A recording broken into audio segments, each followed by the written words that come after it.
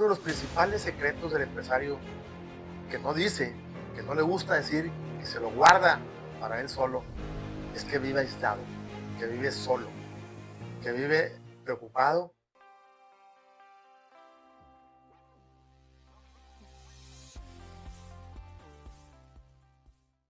Sergio, dígame, hemos visto que más del 40% de las empresas tienen problemas en administrar el dinero que entra a los negocios. ¿Usted qué consejo le daría a los CEOs para que sepan administrar mejor estos ingresos? Muy buena pregunta. Fíjate, Valeria, que yo creo que es un poquito más del 40%.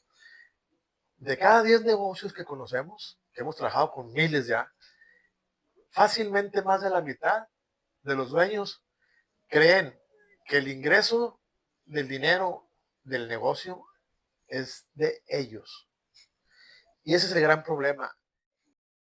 El dinero que entra a la empresa y lo que sale, me refiero de gastos y todo lo que está al final de cuentas haciendo un balance final, ese dinero que queda no es del dueño. Ese dinero es de la empresa. Y lo que sucede es que equivocadamente los dueños disponen de ese dinero creyendo que es de ellos. Y menos es de ellos si la empresa ya tiene un equipo de trabajo profesional. Mucho menos es de ellos. Es del equipo completo, incluyéndolo él, obviamente. Entonces, ¿qué tiene que hacer la persona, dueño de la empresa? Tiene que hacer una buena distribución de ese ingreso para que se cubran todas las necesidades primero del negocio. El dueño fundador, de manera disciplinada, debe tener un sueldo. Ese sueldo, de acuerdo a su calidad de vida, lo debe poner, obviamente, para que cubra sus necesidades, de manera que él considere que con eso cumple todo lo que él necesita. De eso, de lo que sobre, en términos reales, lo que queda de utilidad, de rentabilidad de la empresa, ese dinero, repito, no es de él. Entonces tiene que hacerse una distribución que en muchas ocasiones cambia por criterios, pero finalmente un 20%, por ejemplo, se utiliza para reinvertir ese capital. El otro 80% que sobró se utiliza para fondos de, por ejemplo, de contingencia. Algunas empresas tienen fondos de contingencia 3, 4, 5 meses, 6 meses, depende del giro del negocio. Entonces, una buena parte de ese dinero que ingresó, ya repito, se va a una a reinversión. Otro capítulo es fondo de contingencia y lo que resta, el 60 o el 50%, según sea el caso, debe ser administrado de una manera tan bien ordenada y disciplinada que ese dinero se utilice después para pago de dividendos o para bonos o incluso que el propio dueño diga voy a hacer inversiones en otras líneas de negocios. De tal manera que el dinero que francamente no es de él, debe ser correctamente manejado para que siempre rinda y no como a veces le hacen. Los dueños de ese dinero que ingresó, que creen que es de ellos, le compran un carro al hijo, o se van de vacaciones con toda la familia, o incluso se da el caso de que tienen sueldos con los hijos, o con los cuñados, o con los parientes adentro de la empresa, y que muchos de ellos ni trabajan ahí. Eso es un desperdicio, es un despilfarro del dinero, y por eso los negocios, en momentos difíciles, no cuentan con liquidez, no cuentan con el dinero que requieren para momentos de desastres o dificultades. Eso es lo que se debe hacer.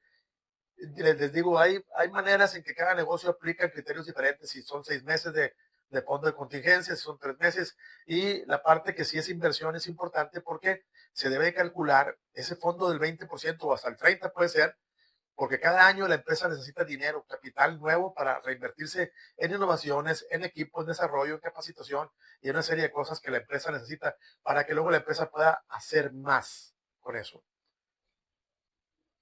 En su opinión, Sergio, ¿por qué considera que los empresarios batallan tanto en delegar no solo el área administrativa y de operaciones, sino el área estratégica de los negocios?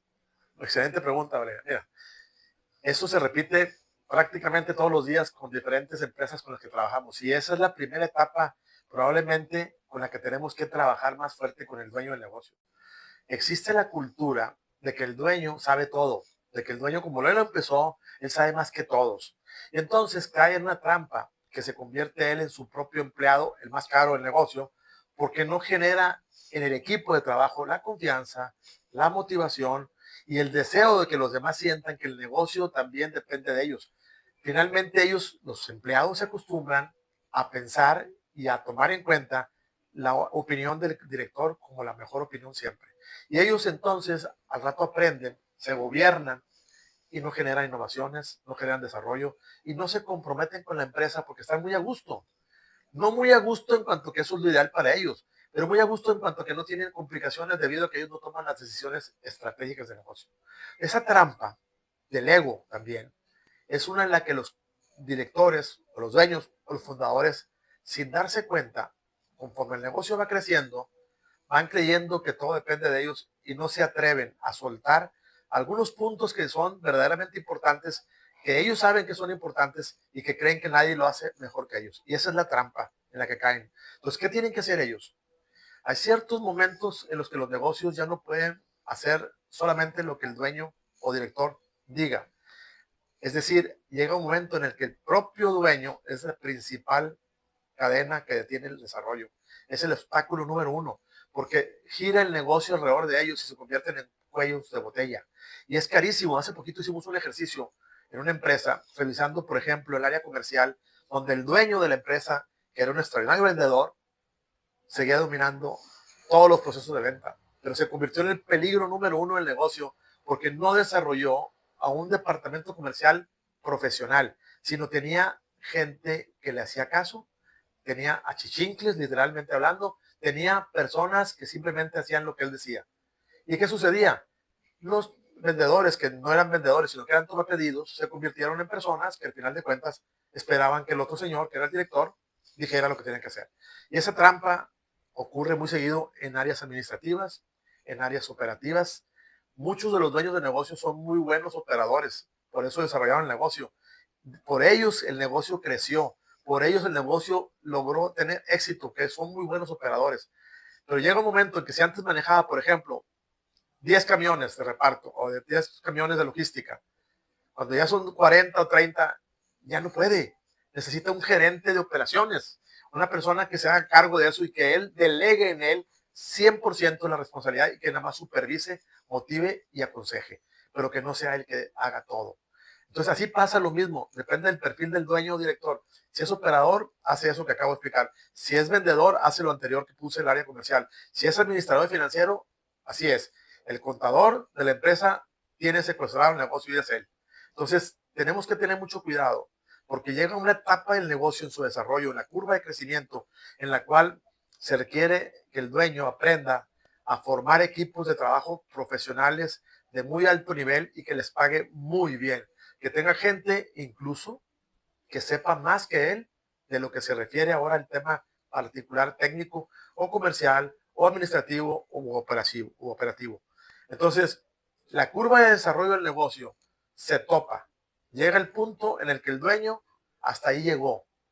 Requiere ahora profesionales, requiere personas capacitadas, entrenadas, talentosas, preparadas para ejercer la función de hacer que la empresa pueda tomar un nuevo nivel de crecimiento y desarrollo, con la guía, con la supervisión y obviamente con la motivación del director, del dueño, pero no con la operación de él. Ese tiempo que le va a sobrar al dueño ahora, cuando haga ese movimiento estratégico, le va a permitir a él tener y tomar decisiones de mayor nivel, de mayor complejidad, pero sobre todo más estratégicas de mejor negocio. La única manera de lograrlo es que él tenga tiempo para eso y no esté fundido, literalmente hablando, y estresado por la operación del negocio. Experiencia. ¿Cuáles son uno de los secretos de la vida de un empresario? Qué buena pregunta.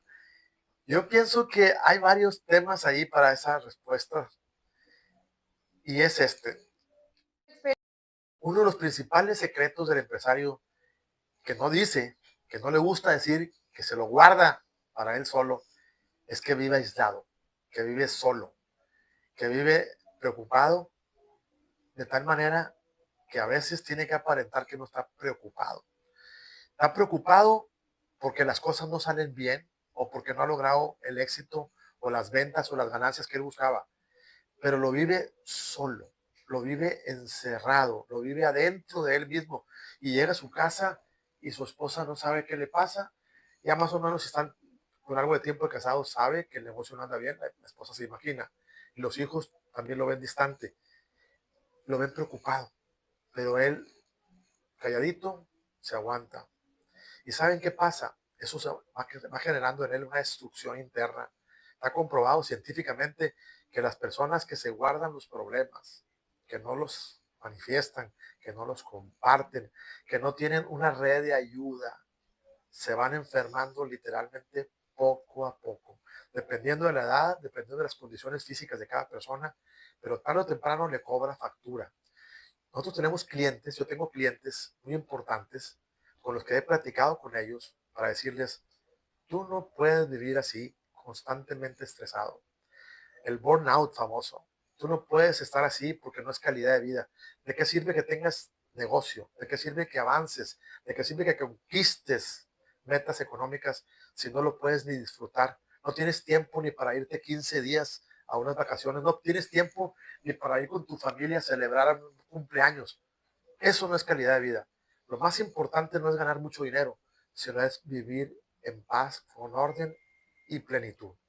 Entonces, ese secreto del burnout, de estar estresado, de estar congelado con las decisiones como si todo dependiera de él, es un error y es un secreto equivocado. ¿Qué tienen que hacer?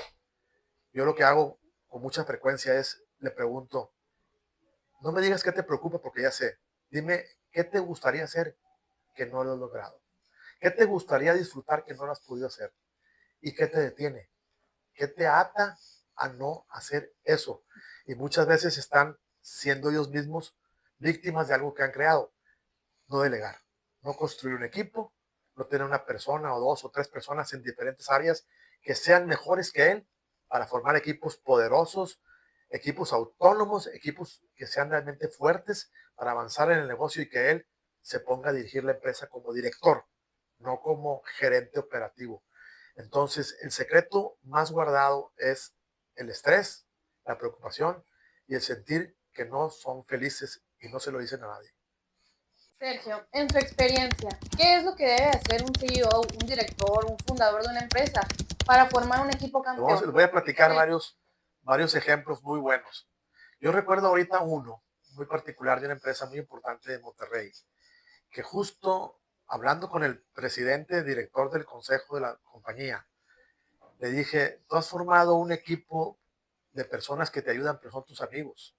Varios de los amigos tuyos de toda la vida, desde creo que secundaria, preparatoria tuyos, les has ofrecido trabajo y trabajan contigo, y claro que te apoyan, claro que están contigo, y obviamente se sienten comprometidos contigo. Pero sinceramente le dije, en particular este punto, que era el área comercial, porque estábamos trabajando en un proyecto comercial, de que tengas a un amigo que es tu compadre, de hecho, no te garantiza que va a dar los resultados que buscamos. Más que poner amigos, a la pregunta de a quién debo de poner, es que la clave está en definir claramente el perfil del puesto. Primero se habla del puesto, porque el puesto tiene que ver con lo que la empresa necesita estratégicamente y de acuerdo a la temporalidad y de acuerdo a lo que se requiere en términos económicos y todo esto, y desarrollo. Entonces, ¿cuál es el puesto? ¿Cómo se habla o cómo se define ese puesto? ¿Qué características tiene de persona, de talento, de experiencia, de capacitación, etcétera? Y una vez que se define eso con claridad, en formatos que ya existen para ese tema, ahora sí, ¿cómo caso a la persona con el puesto? Y ahora sí, ¿dónde lo encuentro? No es mi compadre, es el mejor jugador que hay para ese puesto. Y así se van armando cada uno de los puestos en la compañía. De tal manera que el chiste de esto es tener claro que la empresa necesita personas con ciertas características porque hay un puesto definido y no al revés.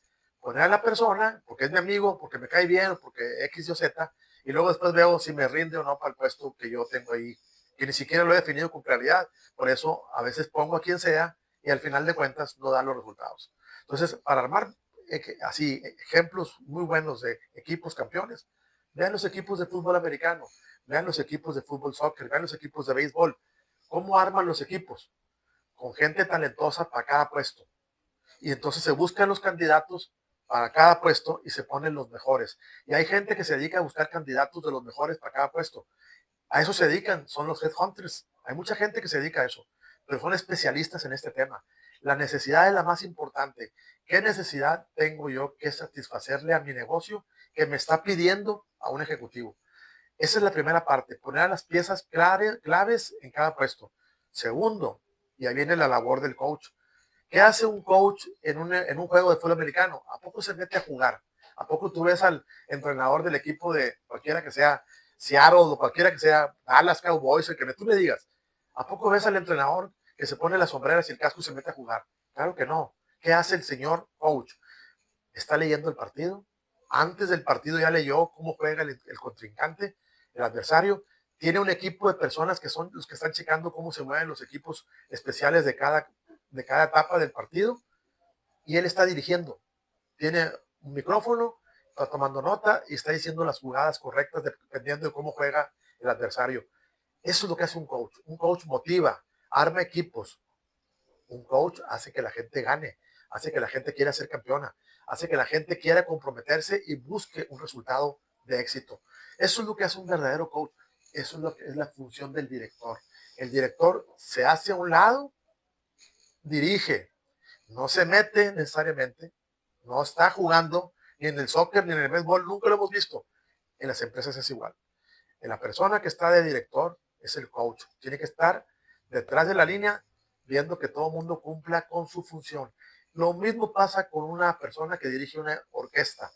El director de la orquesta maneja el rumbo, pero no se baja a tocar el piano, no se baja a tocar el violín, no se baja a tomar el trombón, no hace eso. Dirige y a todo el mundo lo pone en sintonía, a todo el mundo lo pone a ejecutar lo que le corresponde. Eso es lo que hace un verdadero líder de negocios ahora.